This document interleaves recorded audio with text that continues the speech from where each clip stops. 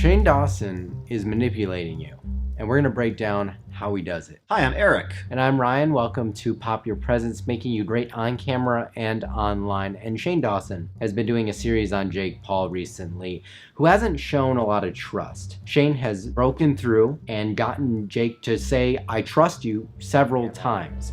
I trust you, I trust you. So Eric is going to break down why Shane has been able to do this. Shane creates trust through using emotion, and he's very, very good at it. He's very specific. In fact, there's a certain type of emotion that he uses, and that is he displays a lot of vulnerability. And what that does is it creates a connection between the speaker and the audience. He lowers his defenses and it lowers the defenses of the audience, and so it helps create that more direct connection. One of the things that I noticed about Shane going back a long time is that he is able to relate to his audience because he is sort of speaking as a proxy for the audience. What he says is what I'm thinking and feeling and sort of the questions that I want to ask. He really gets deep down into that initial response without suppressing it like a lot of people do. It's like, oh, I want to know that. Another thing that I noticed that he does a lot is he sort of does a lot of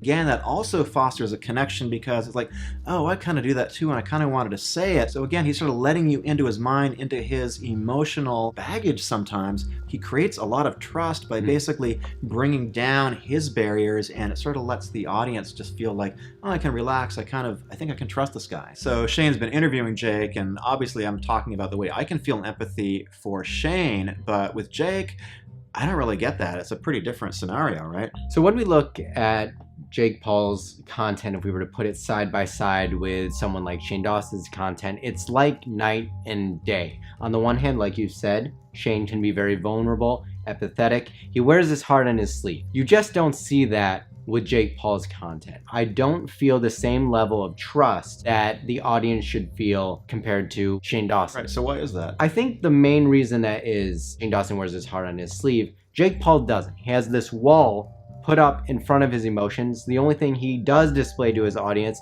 is hype, energy, savageness, and some pretty invasive pranks.